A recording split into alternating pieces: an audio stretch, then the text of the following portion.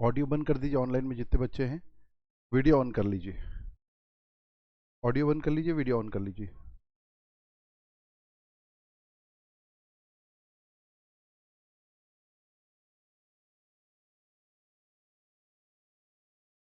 नंदनी साहू, आरती, audio बंद कर लीजिए बेटा अपना।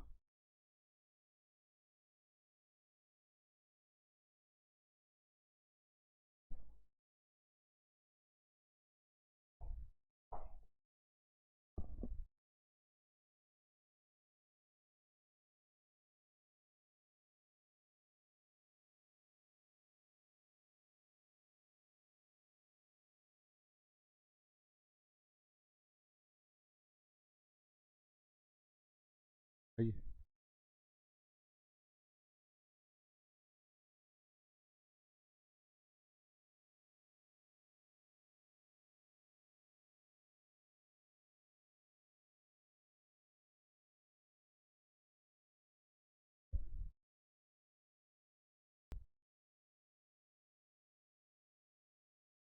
शुरू करते हैं क्लास, ठीक है।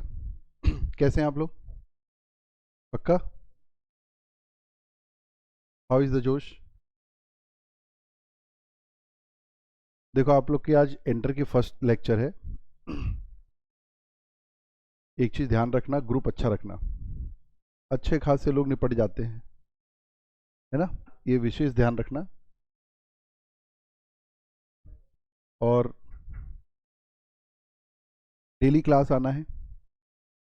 अगर आप फेस टू फेस ज्वाइन किए हैं, मार्केटिंग के चक्कर में देते हैं, रिजल्ट नहीं आता। एकदम सच बता रहा हूँ टीचर के दिल से, ऑनलाइन में रिजल्ट नहीं आता। अब 100 में 2 लोग, 1 लोग पास हो गए, उसको रिजल्ट नहीं बोलते। और अगर आप डेली क्लास आ रहे हैं, पूरे टेस्ट दे रहे हैं, तो इन जनरल पास हो जाते हैं। इन जनरल दिखता है हाँ भाई ये सिंसियर स्टूडेंट है, पास हो गया। बहुत दिया, बहुत निकला, बहुत दिया, एक निकला, एक में एग्जामिशन आ गया, मतलब कुछ ना कुछ लेके निकलता है। ठीक है, ऑनलाइन में डिसिप्लिन नहीं रहता। मैं आपको अभी एग्जांपल बता देता हूँ। ऑनलाइन में मैंने अभी बोला सब लोग वीडियो ऑन कीजिए, 2 जन ने किया, है ना। तो ये ध्यान रखिएगा, एकदम सेकंड प्रोडक्ट है, केवल हम फीस लेने के लिए ये चालू करते हैं। सच्चाई यही है ना। एकदम टीचर के दिल से बता रहा हूँ, कुछ भी नहीं मिलेगा इसमें आपको। क्योंकि देखो अभी मैं आपको बोलूँगा हाँ भैया खड़े हो जाओ, डर शर्म इज्जत जिस भी कारण से खड़े हो जाओगे ना, ऑनलाइन में मैं वाला वीडियो ऑन करो तो 2 लोगों ने किया, फर्क साफ है। और ये हमको मालूम, पहले हमको दुख होता था यार, देखो मैं स्टूडेंट को बोला ये कर लो, नहीं किए। अब नहीं होता, हमको समझ में आ गया वो सेकंड प्रोडक्ट है। ठीक है। तो अब अपन शुरू करते हैं क्लास। सबसे पहले अपन क्या पढ़ने वाले हैं पता है आपको? अपन पढ़ने वाले हैं इनकम टैक्स। मैं क्या पढ़ाऊंगा आपको? इनकम टैक्स पढ़ाऊंगा, ठीक है। तो बिफोर स्टार्टिंग इनकम टैक्स, आप कुछ तो सुने होंगे इनकम टैक्स के बारे में, ऐसा तो नहीं है? तो अपन सर्वे करते हैं, आपने इनकम टैक्स के बारे में क्या सुना, बातचीत करते हैं, ठीक है। तो चलिए इनकम टैक्स के बारे में सो मोटो आप क्या बोलना चाहेंगे, जो भी जानते हैं, एक कोई भी चीज़ जानते हैं वो बताना है आपको। एनीवन, क्लास में पार्टिसिपेट करना है, तिल दर्शन करने नहीं आना है, ठीक है। हो सकता है हम लोग का चेहरा थोड़ा डरावना हो, लेकिन ऐसे है नहीं हम लोग। आइए सर आइए। हाँ सर प्लीज़। और जो भी बात कर रहा है सबको सुनना है, बताइए सर। बस इनकम टैक्स प्रोग्रेसिव होता है। तो मैं थोड़ा थोड़ा आप लोग के नॉलेज को लिख रहा हूँ, है ना। तो इन्होंने बोला मेरे को आप लोग को कुछ नहीं लिखना है ना, प्रोग्रेसिव। सर प्रोग्रेसिव मतलब? हाँ हाँ सर प्लीज, बातचीत नहीं करना सर, क्लास शुरू हो गई है। हाँ ठीक है, ये प्रोग्रेसिव को और कोई अच्छा समझा सकता है? बैठिए सर। हाँ सर प्लीज, पीछे पीछे। टैक्स का रेट बढ़ता जाएगा। देखो इनकम बढ़ेगी तो टैक्स तो बढ़ेगा ही ना। अगर मैं 5% टैक्स फिक्स कर दूं, कितनी भी इनकम हो 5% टैक्स, तो इनकम बढ़ेगी तो टैक्स नहीं बढ़ेगा क्या? इसका मतलब प्रोग्रेसिव नहीं होता। प्रोग्रेसिव का मतलब होता है जैसे जैसे इनकम बढ़ेगी टैक्स का परसेंटेज भी बढ़ता जाएगा। और आप जानते हैं स्लैब सिस्टम सुने होंगे आपने। तो अगर आपकी इनकम एक लिमिट से ऊपर जाती है, शुरू में 5% नील टैक्स रहता है, फिर 5%, 20%, 30%। तो जितने भी बैठी से प्रोग्रेसिव का मतलब ये हो गया आपकी जानकारी के हिसाब से, जैसे जैसे इनकम बढ़ेगी वैसे वैसे टैक्स का परसेंटेज भी बढ़ता जाएगा। मतलब एबिलिटी टू पे टैक्स के हिसाब से टैक्स लेता ही। आपके पास जितनी ताकत है उतना आपसे टैक्स लिया जाएगा। क्या ये पॉइंट समझ में आ रहा है? तो एक पहला पॉइंट, कुछ भी चीज अभी याद नहीं करना है 2-3 दिन तक, है ना, केवल आपको सुनना है बस। चलिए, और कोई इनकम टैक्स के बारे में सर जो जानते हैं बोलना है ना, ताकि हमारा रिलेशनशिप बने, थोड़ा बातचीत करें, है ना। हाँ, इनकम टैक्स एक डायरेक्ट टैक्स है। डायरेक्ट टैक्स क्या मतलब सर डायरेक्ट टैक्स का?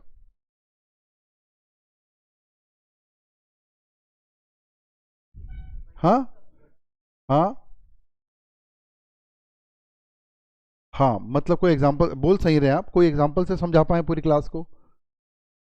माइक है, माइक चालू करके दो।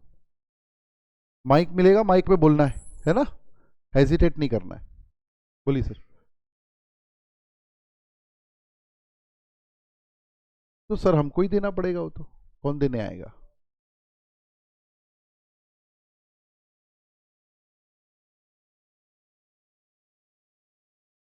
तो सर मेरे ऊपर मैं इनकम कमाया तो मैं ही तो टैक्स दूंगा, और कौन टैक्स देने आएगा मेरा? इसमें तो कुछ कोई नई चीज लगी नहीं मेरे को। देखो आपने आंसर सही किया है, बट आपको समझाना भी तो पड़ेगा ना। आंसर सही है, एकदम करेक्ट। तो सर मेरे इनकम पे टैक्स तो मैं ही दूंगा, और कौन देना है? आप देंगे मेरे इनकम पे टैक्स। तो कौन से टैक्स में दूसरा देता है भैया?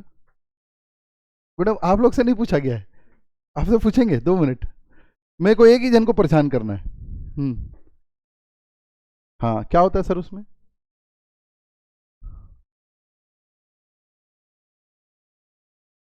जैसे कि क्यों, कौन कौन पे करता है और कौन बियर करता है, इसमें बताइए। टैक्स किसके ऊपर चार्ज होता है, बियर कौन करता है? टैक्स किसका होता है और कौन बियर करता है?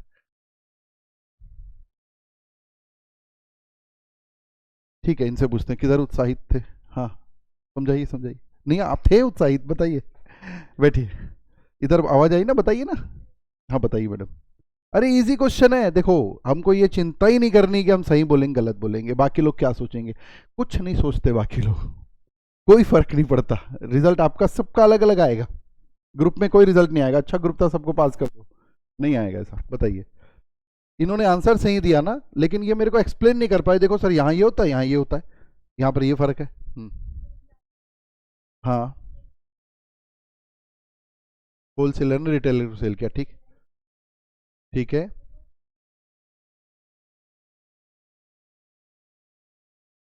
तो उसके ऊपर लगाया गया, वो पे किया, इसमें तो क्या दिक्कत है?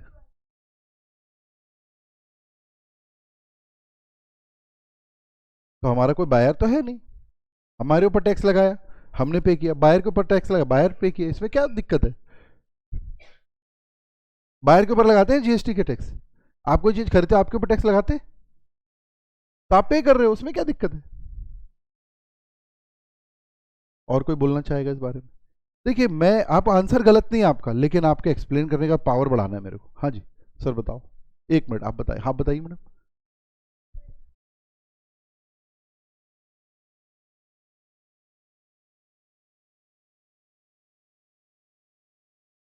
हाँ ठीक है।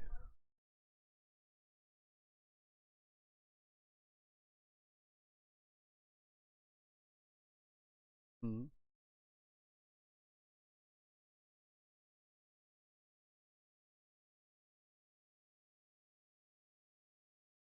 हम्म,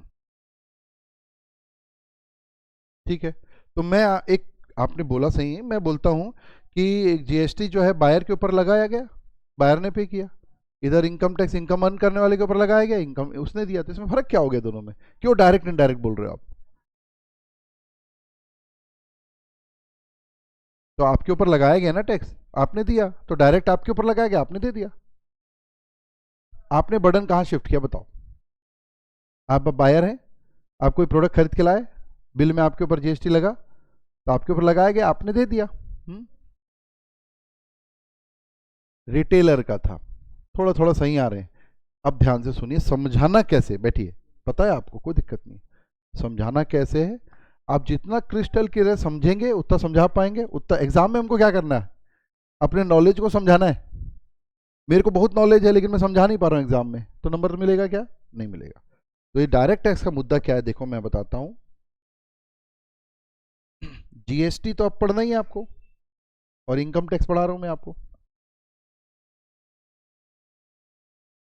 ये पक्का पता है आप लोगों की बातचीत से मेरे को समझ में आ गया, ये इनडायरेक्ट टैक्स है और ये डायरेक्ट टैक्स है। ठीक है, कुछ भी लिखना नहीं, आ जाए ना, मैं बोलूंगा जब लिखना। ये डायरेक्ट टैक्स है ना। जीएसटी चार्ज किसके ऊपर किया जा रहा है और कलेक्ट किससे किया जा रहा है, फाइनली ये चेक करना है आपको। चार्ज कौन करता है टैक्स, गवर्नमेंट। चार्ज किसके ऊपर करती गवर्नमेंट जीएसटी, मालूम है, सप्लायर। किसके ऊपर, सप्लायर। सिंपल लैंग्वेज में सेलर बोल लीजिए, फिर सप्लायर की डेफिनेशन वगैरह आप देखेंगे। सप्लायर के ऊपर, तो किसके सर पे टैक्स डाला, गवर्नमेंट ने सप्लायर के ऊपर। सप्लायर ने जब माल बेचा तो बिल में जीएसटी को ऐड कर दिया, आप कोई प्रोडक्ट खरीदते हो जीएसटी जुड़ा रहता है, और किससे वसूल कर लिया, कंज्यूमर से। क्या समझ में आ रही बात। तो फाइनली किसके पॉकेट से निकला, मतलब चार्ज हुआ एक बंदे के ऊपर और वसूल हुआ किसी और बंदे के ऊपर। गवर्नमेंट ने बोला तुम टैक्स दो। अगर कंज्यूमर, आप कोई प्रोडक्ट खरीदते हो, बिल हुआ और आपने बोला नहीं नहीं मैं जीएसटी नहीं दूंगा, तो क्या गवर्नमेंट आपको नोटिस भेजेगी क्या, गवर्नमेंट को मतलब ही नहीं, गवर्नमेंट केवल सप्लायर से बात करेगी, भैया तुमने इतनी सेल की है ना, तुम इतना टैक्स दे दो, और तुम उससे वसूलो, कोई दिक्कत नहीं, दे रहा नहीं दे रहा तुम जानो। मतलब किसके ऊपर सर पे डाला गवर्नमेंट ने टैक्स, सप्लायर, और फाइनली किसके पॉकेट से निकला बिल के थ्रू, कंज्यूमर। इसलिए ये डायरेक्ट टैक्स नहीं है, इनडायरेक्ट टैक्स। पॉइंट समझ में आ रहा है, जिसमें बर्डन ऑफ टैक्स शिफ्ट हो जाता है। बर्डन किसके सर पे आया था, गवर्नमेंट ने किसके सर पे डाला, सप्लायर, और शिफ्ट किसके सर पे हो गया, कंज्यूमर। इसलिए है इनडायरेक्ट टैक्स। अब इनकम टैक्स की बात करते हैं। इनकम टैक्स किसके किसके ऊपर चार्ज करती है, गवर्नमेंट चार्ज करती है, मतलब किसके सर पे, भैया आपको देना है टैक्स, किसके ऊपर, किसके ऊपर, कोई भी इनकम जो अर्न कर रहा है, इनकम जो अर्न कर रहा है उस पर्सन के ऊपर। पर्सन में भी इंडिविजुअल, एचयूएफ, फर्म, कंपनी, कोई भी हो सकता है। तो जो इनकम अर्न कर रहा है उसके ऊपर चार्ज करती है गवर्नमेंट, और ये क्या बिल के थ्रू किसी और के ऊपर बर्डन शिफ्ट कर सकता है क्या, तो गवर्नमेंट जिससे इनकम चार्ज कर रही है उसी को ही देना पड़े फाइनली, तो वह है डायरेक्ट टैक्स। और जिसके ऊपर चार्ज करे टैक्स किसी और को देना पड़े फाइनली, तो वह है इनडायरेक्ट टैक्स। तो हम कौन सा टैक्स पढ़ा रहा हूं मैं आपको, डायरेक्ट टैक्स। क्या दूसरा ये पॉइंट समझ में आ रहा है। तो आपने दो पॉइंट निकाला, प्रोग्रेसिव होता है, जैसे जैसे इनकम बढ़ते जाएगी वैसे वैसे टैक्स का परसेंटेज बढ़ता जाएगा, स्लैब सिस्टम में बताऊंगा, टैक्स कैलकुलेशन बताऊंगा। और डायरेक्ट टैक्स, ये एक डायरेक्ट टैक्स है। और मैं साथ में एक वर्ड और जोड़ देता हूं, फिर आपसे पूछूंगा, ये एक सेल्फ असेसमेंट टैक्स है। क्या है ये, सेल्फ असेसमेंट टैक्स। मैं गवर्नमेंट के पास अपने बुक्स ऑफ अकाउंट लेके नहीं जाने वाला, इनकम टैक्स डिपार्टमेंट के पास, कि भाई मेरे बुक्स ऑफ अकाउंट है, ये मेरा फाइनल अकाउंट्स आप लोग बनाते हैं, final accounts, profit and loss account से क्या पता लगता है, प्रॉफिट। तो भाई देख लो कितना टैक्स बटाने बताओ, तो गवर्नमेंट ने अपना वर्किंग किया, चेक किया, बोले इतना टैक्स बटा दो। ऐसा नहीं होता है। Government income tax department assessment नहीं करेगा, आपको इनकम टैक्स लॉ के हिसाब से खुद ही असेसमेंट करके, एसएससी को खुद ही असेसमेंट करके, अब एसएससी खुद नहीं कर पाता तो हमारे थ्रू कराता है, आप लोग के थ्रू कराएगा। समझ में आ रही बात, असेस करके टैक्स जमा करेगा, गवर्नमेंट को लगेगा गलत हुआ है, कम हुआ है, ज्यादा हुआ है, गड़बड़ हुई है, तो वो नोटिस देगा, जांच करेगा, स्क्रूटनी करेगा। तो कैसा टैक्स है ये, सेल्फ असेसमेंट टैक्स। कौन असेस कर रहा है यहां पर, एसएससी। एसएससी किसको बोलते हैं, जिसके ऊपर टैक्स चार्ज किया गया, इनकम अर्नर। कौन है वो यहां पर, एसएससी। एसएससी के ऊपर इनकम टैक्स लगाया गया, उसको असेसमेंट खुद करना है, खुद ही अपना टैक्स वैल्यूएशन करके रिटर्न फाइल करना है।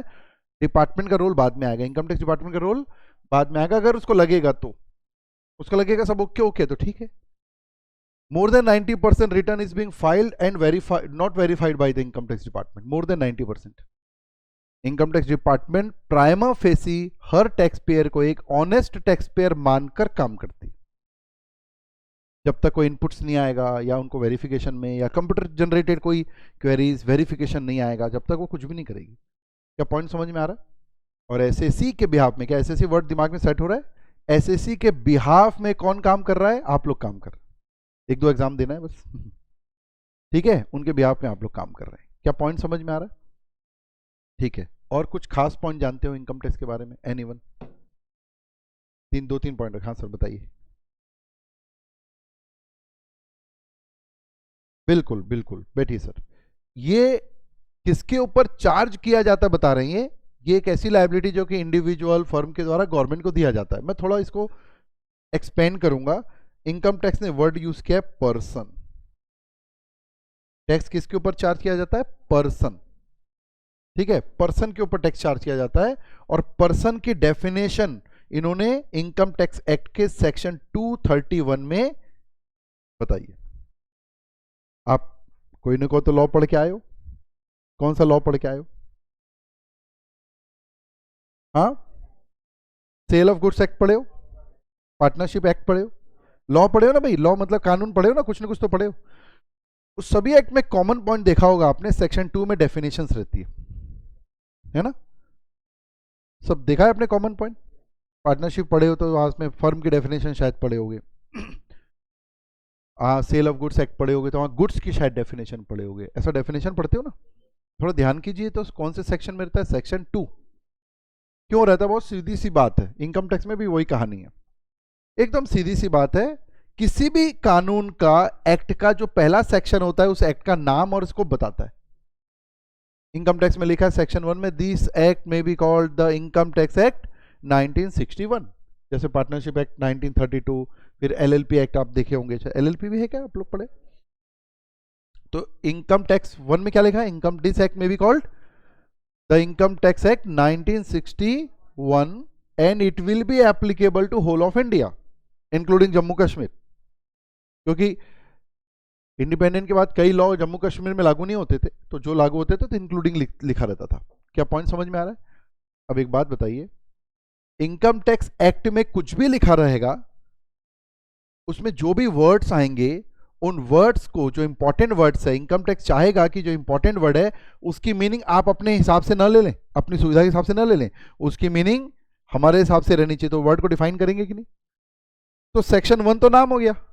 सेक्शन 2 डेफिनेशन क्यों बनाए? सबसे शुरू में डेफिनेशन क्यों बनाते हैं? क्योंकि उसके बाद तो पूरा लॉ लिखना है इनको। तो जब आगे लॉ लिखना है तो उनमें जो जो इंपॉर्टेंट वर्ड यूज होने वाले हैं उन वर्ड को पहले ही डिफाइन करना चाहिए कि बाद में डिफाइन करना चाहिए। The rule of the game should be decided earlier than game. गली क्रिकेट खेलते हैं अपन तो रूल बना लेते हैं ना कि भैया देखो यहां से यहां तक जाएगी तो 2 रन फाइनल है, यहां गया तो 4, बाहर फेंक दी तो आउट। जबकि हम ज़्यादा अच्छा परफॉर्म किए। क्रिकेट में जब छोटे ग्राउंड में छोटी जगह खेलते हैं, छत में खेल रहे हैं, बॉल नीचे गई वो आउट, जबकि उसने तो ज़्यादा अच्छा परफॉर्म किया। तो rule of the game should be decided before game. तो सेक्शन 2 वही है। सेक्शन 2 ने क्या किया? इंपॉर्टेंट वर्ड को पहले ही डिफाइन कर लिया। मैंने जैसे लिखा पर्सन 231, ठीक है, वो सब सेक्शन है या क्लॉज है, वो याद रहे नहीं रहे कोई इंपॉर्टेंट नहीं है। सेक्शन याद रहे नहीं रहे इंपॉर्टेंट नहीं। कुछ ही सेक्शन में मैं बोलूंगा भाई याद कर लें, ज़्यादा अच्छा है।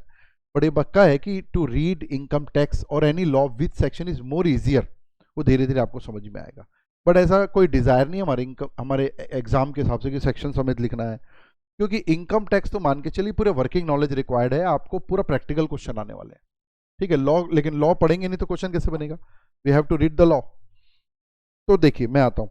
तो इन्होंने बोला कि इंडिविजुअल फर्म को टैक्स देना है, जबकि मैं बोलता हूँ ऐसा नहीं है। पर्सन को टैक्स देना है। किसको टैक्स देना है?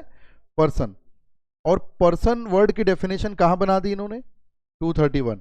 और इसमें लिख दिया पर्सन इंक्लूड्स।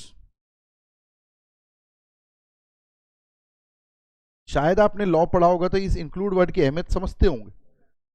मतलब नीचे जो भी लिखा है वो तो है ही, उसके अलावा भी इसी नेचर का कोई बंदा होगा वो भी शामिल हो जाएगा। इंक्लूसिव डेफिनेशन, एक्सक्लूसिव डेफिनेशन है ना। तो पर्सन इंक्लूड्स में क्या लिखा है मालूम है? इंडिविजुअल तो है ही, HUF भी है, कंपनी है, फर्म है, सबको पहचान रहे होंगे आप, एलएलपी है, ठीक है, कोई एसोसिएशन बना रखा है, एसोसिएशन ऑफ पर्सन वो है, बॉडी ऑफ इंडिविजुअल है, ट्रस्ट है, कोई आर्टिफिशियल पर्सन है वो है, एटसेट्रा एटसेट्रा, और साथ में इंक्लूड्स वर्ड भी है। मतलब पर्सन की डेफिनेशन इतनी वाइड बनाई उन्होंने कि कोई भी इनकम अर्नर को इन्होंने छोड़ा नहीं है, भगवान को भी नहीं छोड़ा है। समझ रहे हैं बात को? अभी राम मंदिर बनाए ना, वो पर्सन है कि नहीं बताओ? है, ट्रस्ट है वो, and the trust is a person.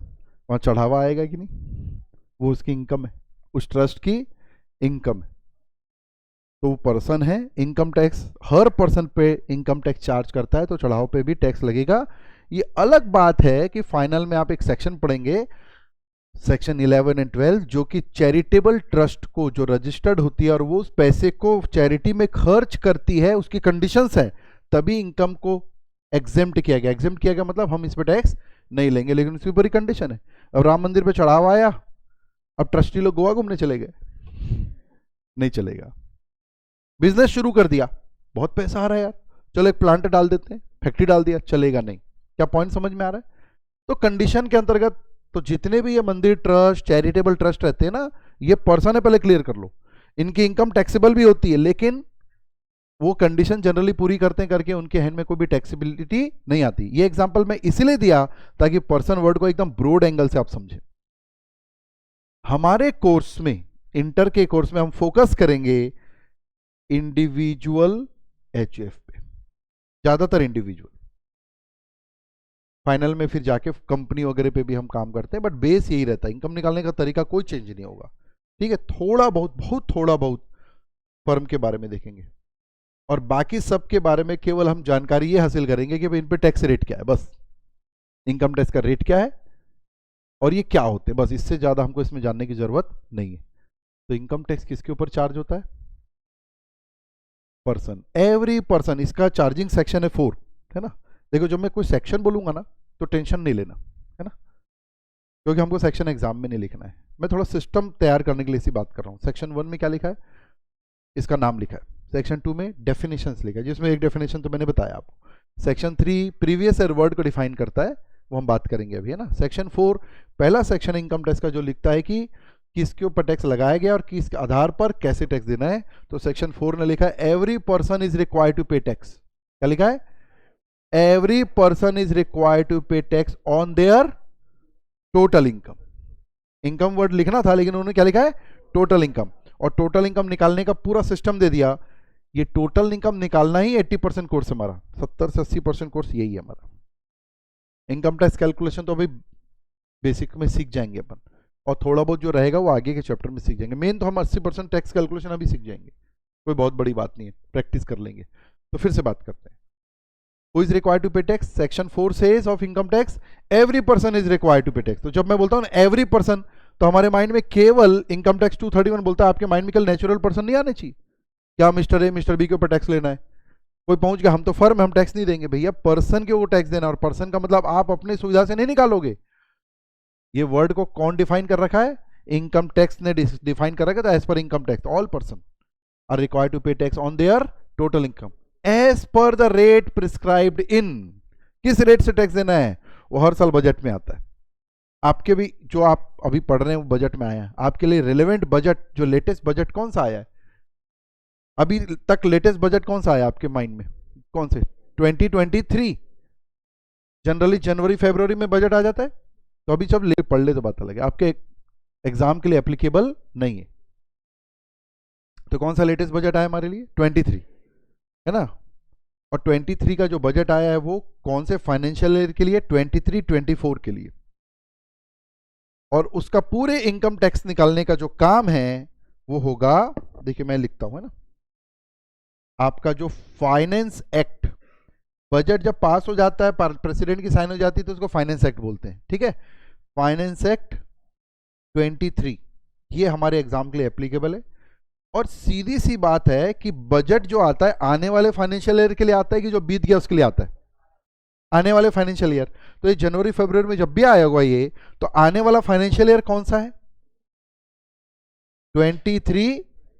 24। क्या समझ पा रहे हैं? आप इसको अकाउंटिंग ईयर बोल लीजिए, फाइनेंशियल ईयर बोल लीजिए, जो भी बोल लीजिए, आप इस एरिया का प्रॉफिट निकालते हैं बिजनेस का P&L अकाउंट के थ्रू। अब इस बुक्स को पूरा क्लोज करने के बाद 24-25 में आप क्या करेंगे? इसका इनकम, टोटल इनकम निकालेंगे, है ना? क्या करेंगे? इनकम टैक्स के हिसाब से टोटल इनकम निकालेंगे, टैक्स निकालेंगे, रिटर्न, रिटर्न सुना है आपने? रिटर्न मतलब जिस आधार पर आपने सेल्फ असेसमेंट किया उसका फॉर्म फिक्स फॉर्मेट में इनकम टैक्स डिपार्टमेंट में ऑनलाइन रिटर्न फाइल करना पड़ता है। तो आप इसमें क्या करेंगे? रिटर्न फाइल करेंगे, टोटल इनकम निकालना, टैक्स निकालना, रिटर्न फाइल करना। इस पूरी प्रोसेस को कौन करेगा? एसएससी कर पाएगा? हमको ही नहीं समझ में आ रहा है, ले दे क्या आ रहा है, वो कहां समझ पाएगा? लेकिन एसएससी को लगता है कि हमको आता है, ये बड़ी बात है। किसी को विश्वास है हमारे ऊपर, ये भी कोई छोटी बात नहीं है। समझ पा रहे हैं? तो उसके बिहाफ में हम करते हैं, मतलब एसएससी ही करता है, रिटर्न में हमारी साइन नहीं होती, हम कैलकुलेट करके पूरा फाइनल करके उसी की साइन करके जमा करवाते हैं। ठीक है, कुछ गड़बड़ हुई तो वो जाने, उसका काम जाने, टेंशन नहीं लेना। टोटल इनकम, टैक्स निकालना, रिटर्न फाइल करना, इस पूरी प्रोसेस को क्या बोलते हैं मालूम है? असेसमेंट। क्या बोलते हैं? असेसमेंट की प्रोसेस। इसलिए 24-25 को असेसमेंट ईयर बोला जाता है। हमारे लिए असेसमेंट ईयर क्या रहेगा? 24-25। कहां से शुरू होता है, समझ में आ रहा है? 24 का 24 कहां से शुरू होगा? 24 1 अप्रैल, 1 अप्रैल 2024 टू 31 मार्च 25। तो असेसमेंट ईयर इज व्हाट? 24-25। तो इस असेसमेंट ईयर में आप 24-25 में 24-25 की ही इनकम एसेस करते हो कि पिछले साल की करते हो? पिछले साल की करते हैं, इसलिए इसका नाम पड़ गया प्रीवियस ईयर। क्या पॉइंट समझ में आ रहा है? तो section 4 says every person is required to pay tax on their total income as per the rate prescribed in relevant finance act। तो टैक्स के रेट यहां दिए हुए हैं, और इसके साथ साथ जितना भी आप लोग देखते हैं ना, स्लैब रेट है इंडिविजुअल का, कभी आपने सुना होगा सीनियर सिटीजन का अलग टैक्स रेट रहता है, वो जितने भी सब यहां पर दिए हुए हैं। और कुछ खास इनकम पे टैक्स का रेट इनकम टैक्स एक्ट में भी दिया हुआ है। एक्ट मतलब पक्का कोई ना कोई सेक्शन में दिया होगा। इनकम टैक्स एक्ट में कुछ भी चीज लिखी है, किसी भी एक्ट में कुछ भी लिखा रहता है तो कोई ना कोई सेक्शन में रहता है, तो इसके सेक्शंस में लिखे हुए। तो इनकम टैक्स जनरल इनकम के लिए यहां दिया, कुछ खास इनकम, फॉर एग्जांपल केवल समझने के लिए बता रहा हूं, इतना आगे अभी नहीं जा रहे हैं। फॉर एग्जांपल अगर आपने विनिंग से कोई इनकम हो गई, और ज्यादा मोर पर्टिकुलरली कौन बनेगा करोड़पति में सिलेक्शन हो गया आपका, और वहां से आप 1 करोड़ रुपए जीत गए। 1 करोड़ रहता है ना उसमें? हाँ, 60 करोड़, 7 करोड़ नहीं, तो अपन 1 जीते ना। तो अपन वहां पे पैसे जीत गए 1 करोड़ रुपए। तो ये जो है ना, ये एक स्पेशल इनकम है। इस पे इनकम टैक्स जो फाइनेंस एक्ट या जो बजट बोलते हैं अपन, उसमें जो स्लैब रेट रहता है उसे टैक्स नहीं लगता। इस पे सीधा 30% टैक्स लगता है।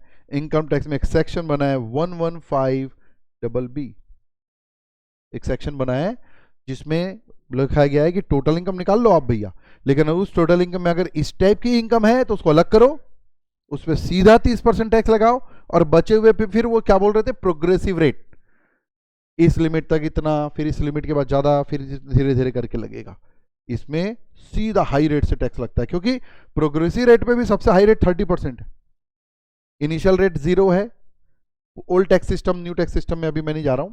ओल्ड टैक्स सिस्टम में 2.5 लाख रुपए तक तो कोई टैक्स ही नहीं है, उसके बाद 5% है, फिर 20, फिर 30, और विनिंग इनकम पे, ये लॉटरी टाइप की इनकम में, कैजुअल इनकम बोलते हैं इसको, सीधा 30%। तो ऐसे कम से कम नहीं तो 10 से 12 इनकम है और ज्यादा होगी जिसमें स्पेशल रेट दिया हुआ है। हालांकि हमको इंटर लेवल पे 4 से 5 ही स्पेशल इनकम पढ़नी है। 5 स्पेशल इनकम के टैक्स रेट समझना है, और बाकी जो इनकम है उस पर स्लैब रेट समझना है। क्या समझ पा रहे हैं?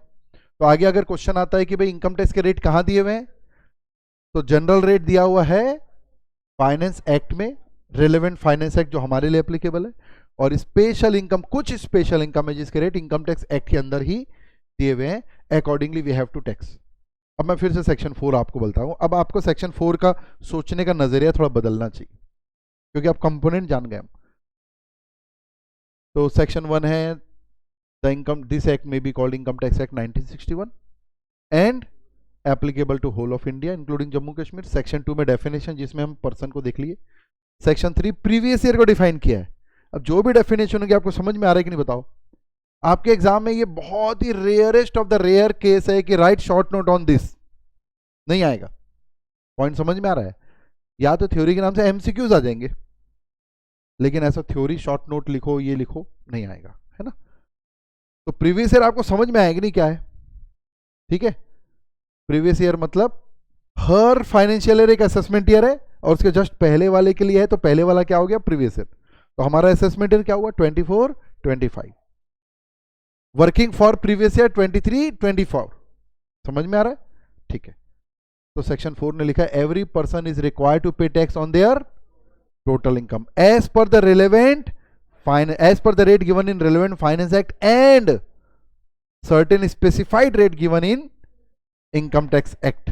क्या पॉइंट समझ में आ रहा है? ठीक है, देखिए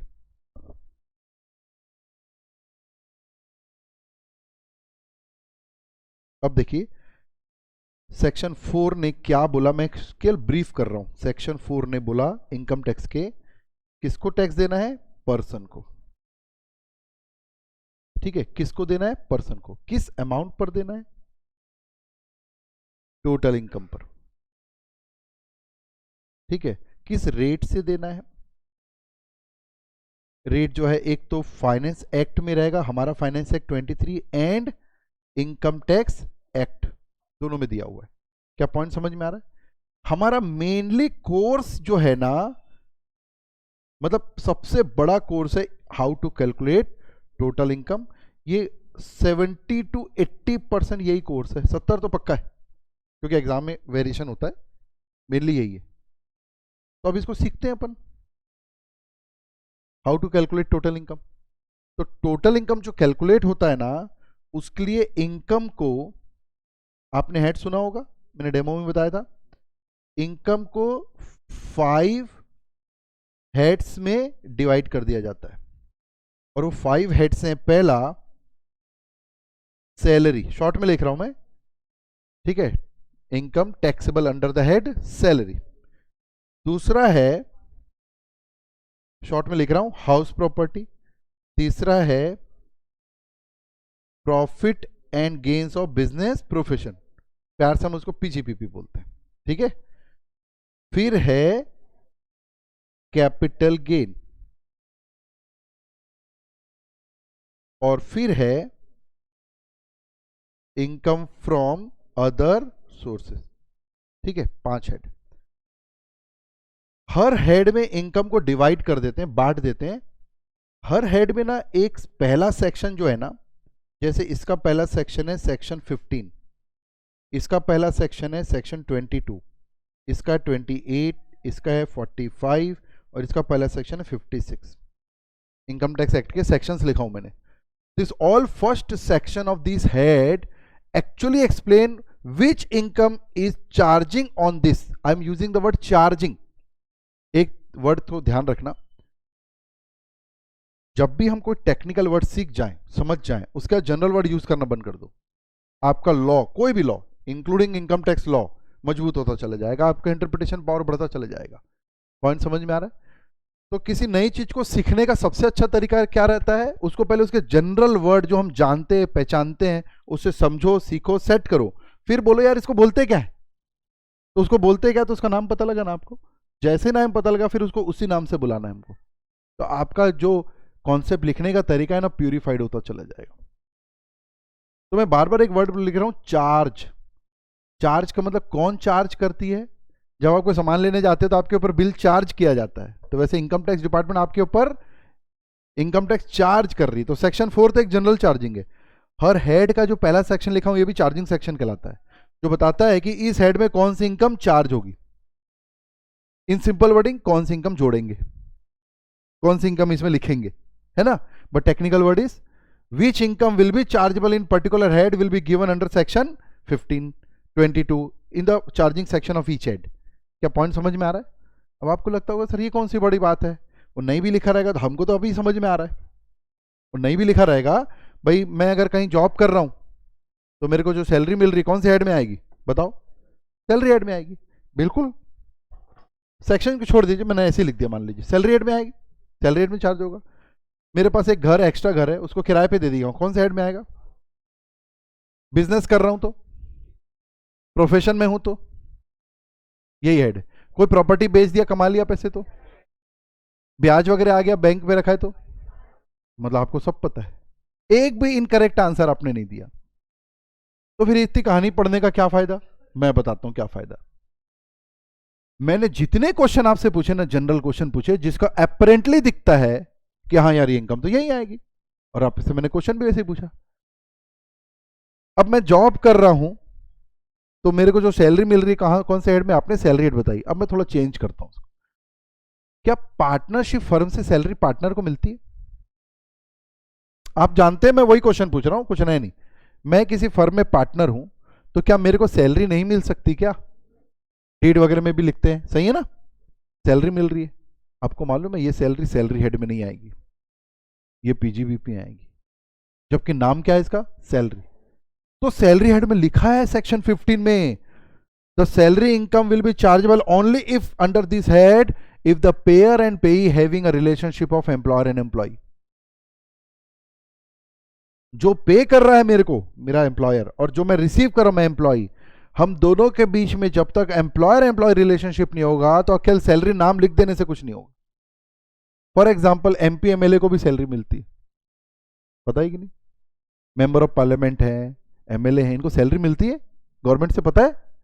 नाम सैलरी है, लेकिन सैलरी हेड में चार्जेबल नहीं होगा। क्या गवर्नमेंट और एमपी एमएलए आपस में एम्प्लॉयर एम्प्लॉयर की रिलेशनशिप है क्या?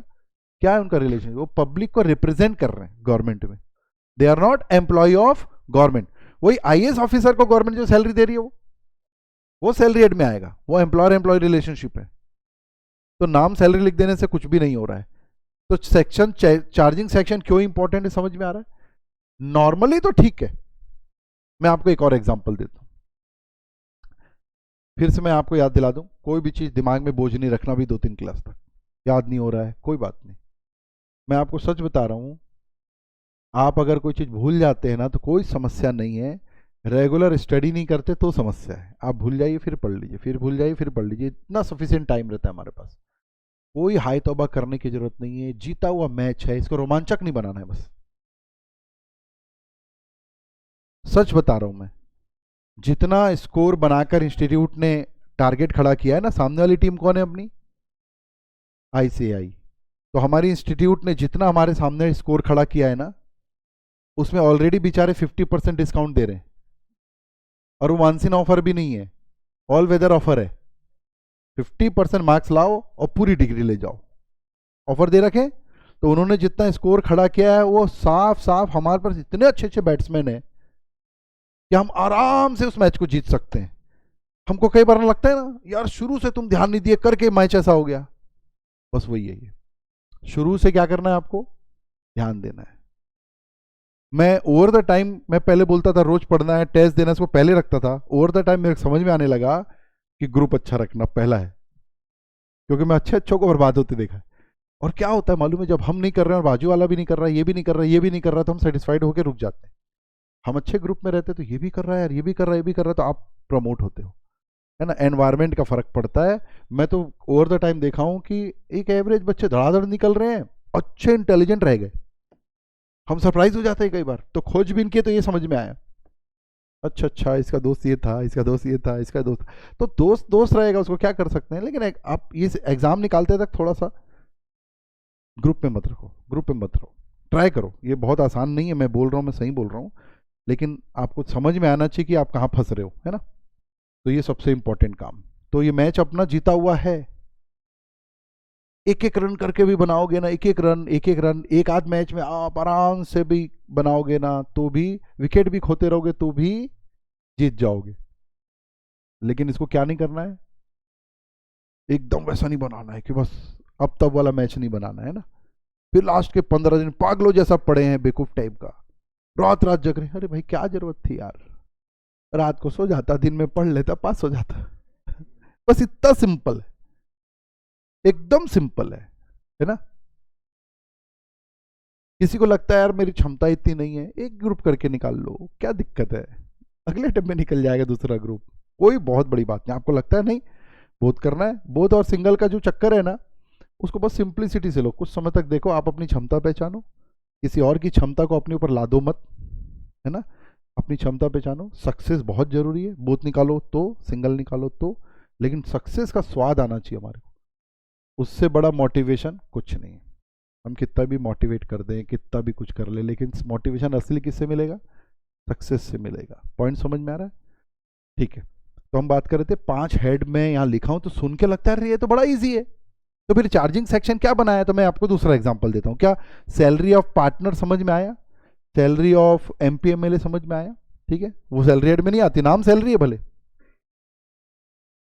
हाउस प्रॉपर्टी हेड, इसको सुन के कैसा लग रहा है आपको कि भैया मैं एक घर में रहता हूं, एक दूसरा घर है जिसको किराए से दे रखा हूं, तो उससे किराया यहाँ आएगा, बिल्कुल आएगा, कोई डिनाई नहीं करता हूं मैं।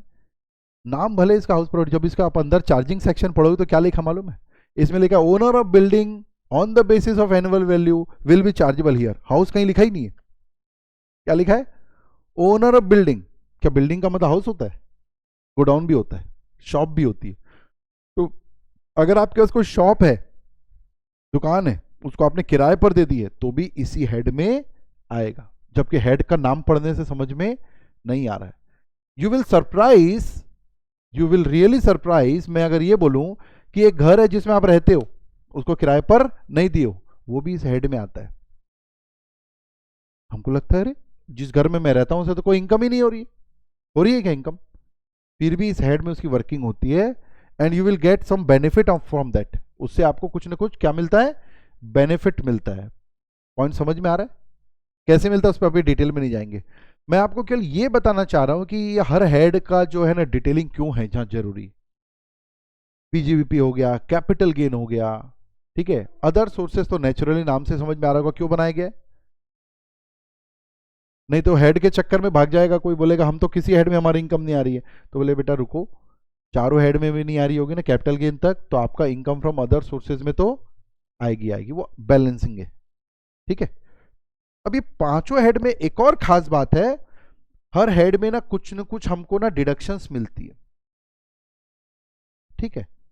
जैसे कि मैं आपको एचपी हेड से एग्जांपल से समझा देता हूं, इसमें और भी डिडक्शन है, एक डिडक्शन बता रहा हूं, 30% डायरेक्ट डिडक्शन मिलती है आपको। मतलब आपकी अगर मान लो 10,000 रुपए रेंट आ रहा है, तो 10,000 के हिसाब से 12 महीने का कितना रेंट हो गया, 1,20,000। अब उस मकान को आपने लोन लेकर बनाया तो आपको एक तो इंटरेस्ट देना पड़ता है, उसकी डिडक्शन मिलती है, ठीक है।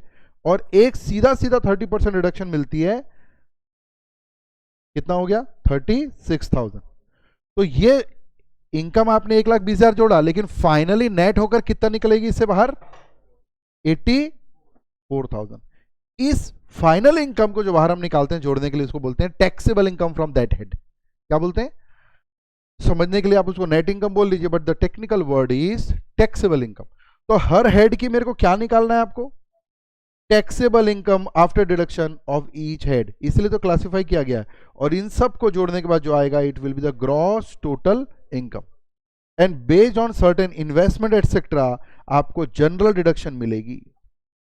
ये डिडक्शन किसी हेड के लिए नहीं है, जैसे ये हेड्स के लिए थी, जनरल डिडक्शन मिलेगी। आपने सुना होगा लाइफ इंश्योरेंस में पैसे लगा दिए, मेडिकल पॉलिसी में पैसे लगा दिए, एनएससी में पैसा लगा दिया, कुछ 5 साल की एफडी में पैसे लगा दिया, ऐसे कई सारे, कुछ स्पेसिफाइड डिसीज का ट्रीटमेंट किसी का हुआ उसका हो गया, किसी हैंडीकैप पर्सन को डिडक्शन मिलती है, हैंडीकैप पर्सन को मेंटेन करने पर डिडक्शन मिलती है, बुक के ऑथर को मिलती है, ऐसे कम से कम 15-20 कॉन्सेप्ट्स हैं, पूरा चैप्टर ही है ये, जिसके बेस पर हमको क्या मिलती है, टोटल में भी डिडक्शन मिलती है। और वो डिडक्शन माइनस करने के बाद जो फिगर आता है, ये कहलाता है हमारा जो हीरो है टोटल इनकम, जिसको मैं बोलता हूं यही मेरा 70 से 80% कोर्स। ये कैलकुलेट करना अगर आप सीख गए तो 70 से 80% कोर्स है। और इन पूरे हेड्स में भी जो सबसे ज्यादा प्रोविजंस दिया हुआ है वो है ये 2 हेड में, क्वेश्चन भी इससे ज्यादा आते हैं, बाकी सब छोटे छोटे हेड। हालांकि सैलरी हेड भी थोड़ा बड़ा है, बट टेक्निकल नहीं है, थोड़ा याद करना पड़ता है। ये दोनों छोटे हेड हैं, प्रोविजंस कम है, एक फॉर्मेट से हो जाता है, ठीक है। तो हम शुरू भी वैसा ही करेंगे जहाँ से आपका कॉन्फिडेंस धीरे धीरे बढ़ना लगे।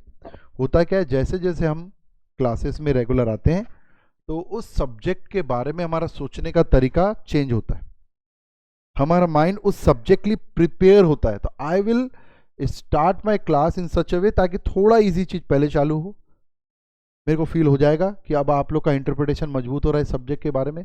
ध्यान रखना, हर सब्जेक्ट को हैंडल करने का तरीका अलग है। अगर आप सोचेंगे यार इस तरीके से तो मेरा अकाउंट हो जाता, तो इस तरीके से टैक्स हो जाएगा, तो आप बहुत बड़ी गलती पर है, ठीक है। अभी ऑल इंडिया रैंकर को हमने बुलाया था, उन्होंने यूट्यूब में भी डाला है, आप सुनना, बहुत बढ़िया बात उन्होंने बोला कि आप लोगों को सब्जेक्ट को, इंटर के सब्जेक्ट को 3 भाग में बांटना है, theoretical, practical and income tax and taxation. सबसे अलग कर दिया, ना उसको थ्योरिटिकल बोला ना प्रैक्टिकल बोला, मतलब ये सब्जेक्ट थोड़ा अलग है, लेकिन सबसे ज़्यादा पे करने वाला भी यही है आपको। आप मार्क्स भी इससे ज़्यादा ला सकते हैं, आपको एज अ सीए सबसे ज़्यादा जाना भी इसी सब्जेक्ट के कारण जाएगा, ठीक है। तो इसमें थोड़ा एफर्ट भी ज़्यादा लगेगा, ठीक है। तो क्या यहाँ तक के डिस्कशन समझ में आ रहे हैं? अब हमको क्या सीखना है, इस टोटल इनकम पर टैक्स निकालना। टैक्स निकालने के बाद क्या करते हैं, पूरा सिलेबस बता रहा हूं मैं आपको। टैक्स निकालने के बाद क्या करना है, जमा करना है। और टैक्स जमा करने के बाद आपने ये टोटल इनकम कैसे निकाला, इसका एक फिक्स फॉर्म होता है, उस फॉर्म में इसकी डिटेल को डालो। टैक्स चालान के थ्रू जमा होता है, ऑनलाइन चालान होता है। कोई भी चीज जमा करने के लिए गवर्नमेंट क्या होता है, चालान। तो ये चालान के थ्रू जमा होता है, ये एक फॉर्म क्रिएट होता है, और इन दोनों को करके एक, जिसको हम बोलते हैं return of income, income tax department में फाइल कर देते अपन ऑनलाइन। हमारा कोर्स कंप्लीट हो गया। क्या पॉइंट समझ में आ रहा है? तो हमारे कोर्स में क्या क्या है, हमारे कोर्स में मेनली, अभी मैं थोड़े बहुत चैप्टर के बारे में बात करूँ, मेनली क्या है, सेक्शन 4 में क्या पढ़ा, every person is required to pay tax on their total income as per the rate prescribed in relevant finance act and specified income under income tax. तो how to calculate total income थोड़ा थोड़ा mind में set हुआ। मैं आज एक नई चीज बताया, हर हेड का पहला सेक्शन क्या है, उस हेड का charging section. Once you reach to the technical word, again and again use that word. धीरे धीरे वो वर्ड आपके लिए क्या हो जाएगा, फेमिलियर, अलग से याद करने की जरूरत नहीं है। क्लास में ऐसे बहुत मौके मिलते हैं जिसमें वर्ड को हमको बोलना है। जैसे बच्चे लोग स्कूल में बोल बोल के नहीं याद कराते, वो टेक्निक कभी आउटडेटेड नहीं होगी, ध्यान रखना। यार हम तो बड़ी क्लास में आ गए, हम थोड़ी बोलेंगे क्लास में, ऐसा कभी नहीं करना, ठीक है। जब भी मौके मिल रहे हैं, जैसे मैं बोला उसको क्या बोलते हैं, तो बोलना है आपको, है ना, मन में नहीं, बाहर बोलना है।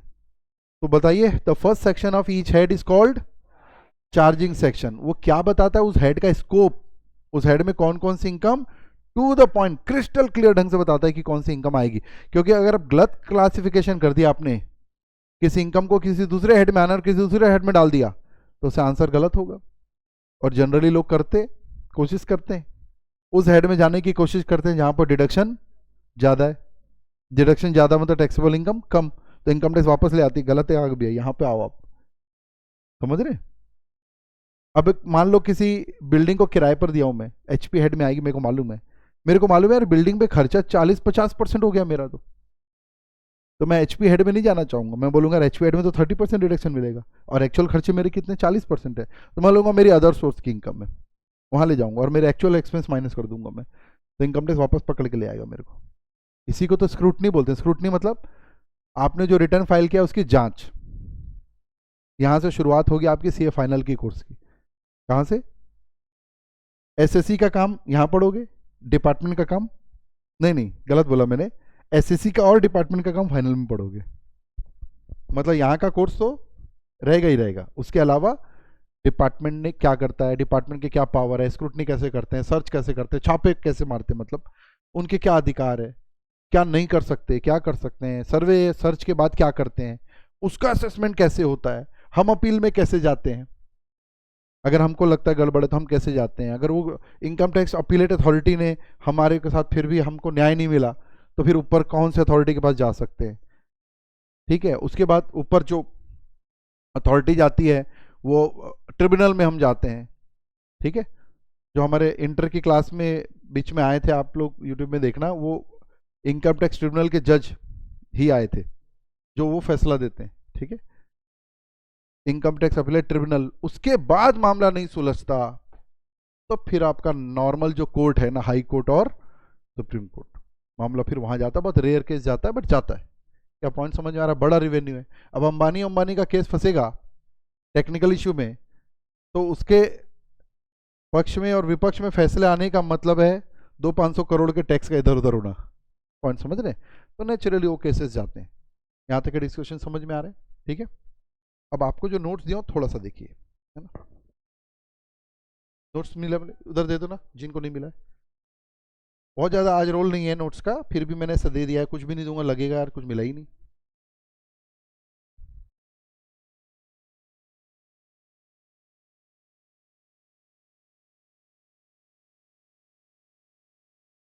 यही नोट्स आपके पास। मैं अभी आप लोग के फाइनेंस एक्ट के हिसाब से उसमें और भी एक्चुअली क्या है, फाइनेंस एक्ट 23 एप्लीकेबल है जो कि आ चुका है, लेकिन ये जो अभी मई एग्ज़ाम होने वाली है उसमें जितने भी डिपार्टमेंट जो है, इनकम टैक्स जो है ना वो central board of direct taxes govern करता है। सेंट्रल गवर्नमेंट का टैक्स है, लेकिन उसके लिए उन्होंने क्या बना दिया, एक बोर्ड बना दिया है, एक संस्था बना दीजिए जिसका नाम है central board of direct taxes, in short CBDT. तो सीबीडीटी कई सर्कुलर नोटिफिकेशन भी जारी करता है। तो मई एग्जाम तक जितने भी अक्टूबर तक के नोटिफिकेशन है वो आएंगे आपके एग्जाम में, मतलब मई वालों के लिए आएंगे।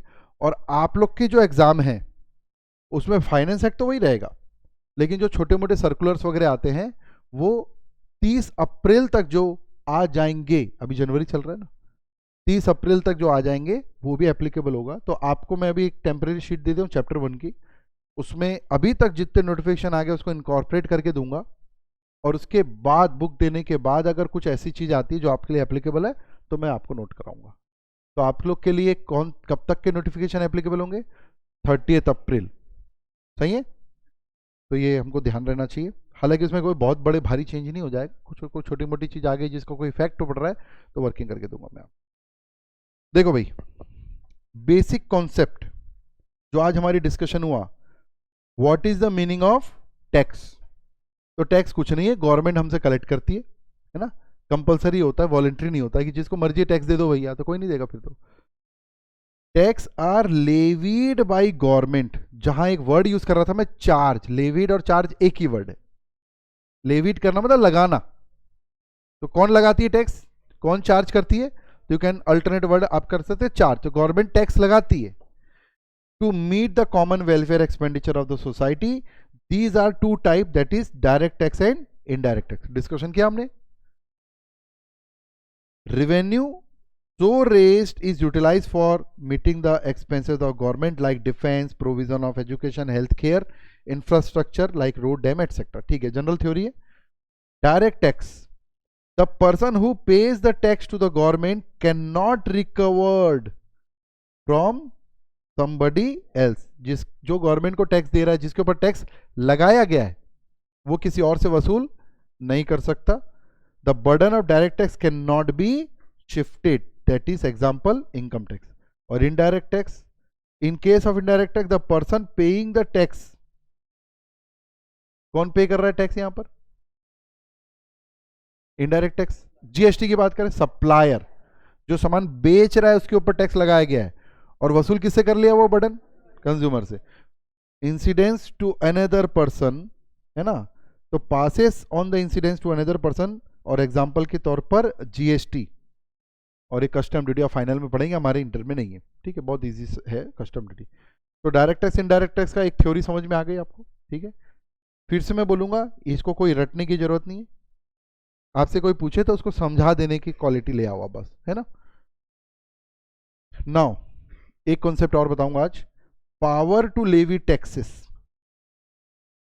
जनरल बात है ये, आपको क्या पता है बताइए जरा, टैक्स लगाने का पावर किसके पास है?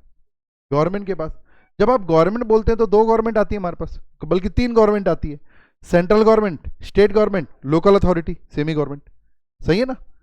और आप अगर ध्यान करेंगे तीनों गवर्नमेंट टैक्स ले रही है अलग अलग स्टाइल में, सेंट्रल गवर्नमेंट, स्टेट गवर्नमेंट और लोकल अथॉरिटी। लोकल अथॉरिटी मतलब जैसे रायपुर में है तो रायपुर नगर निगम भी तो टैक्स लेती है, पता है कि नहीं? म्युनिसिपल टैक्स सुना होगा आपने, घर जितने भी घर होते हैं उसके म्युनिसिपल टैक्स लेती है। तो हमारे कॉन्स्टिट्यूशन ने व्यवस्था कर रखी है कि कौन सा टैक्स कौन लेगा, नहीं तो लड़ाई हो जाएगी ना स्टेट और सेंट्रल की। पता लगा लोकल रायपुर नगर निगम का मेयर आ गया, बोले हम तो इनकम टैक्स लेंगे। तो कॉन्स्टिट्यूशन ने व्यवस्था कर रखी है और अलग अलग लिस्ट बना रखी है। नीचे आपको 3 लिस्ट के नाम दिख रहे होंगे। यूनियन लिस्ट, 3 लोग पहली बार घर से बाहर निकले, ठीक है। और तो देखो शुरू में मन नहीं लगेगा, धीरे धीरे आदत पड़ जाएगी, ठीक है। तो थोड़ा सा बेयर करना, क्योंकि जो पहली बार निकलते हैं उनको एक बार प्रॉब्लम होती है। हॉस्टल में तकलीफ होती है, खाना नहीं पसंद आता, ये नहीं होता, वो नहीं होता, रूममेट की भी तकलीफ शुरू हो जाती है। हमको समझ नहीं पाते कि हम गलत है कि वो गलत है। जनरली वही लगते हैं हमको। आपको रूममेट गलत लगता है, उसको आप गलत लगते हो। तो ये चलते रहता है। ये भी ट्रेनिंग का हिस्सा है, ध्यान रखिएगा। आप जब तक लोगों से कोऑर्डिनेट करना नहीं सीखेंगे, बिहेवियर मैनेजमेंट नहीं आएगा, तब तक क्लस्टर में फंसे रहोगे, बाहर नहीं निकल पाओगे, ठीक है। तो आप धीरे धीरे खुद ही सीख जाओगे ट्रेनिंग।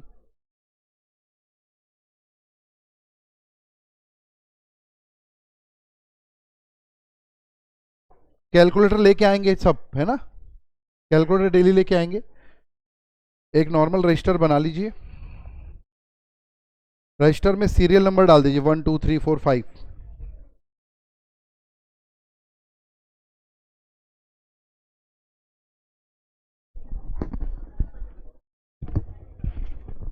और जो student face to face join किए, फेस टू फेस ही आना है, भूल के ऑनलाइन में फंसना मत। चक्रव्यूह है।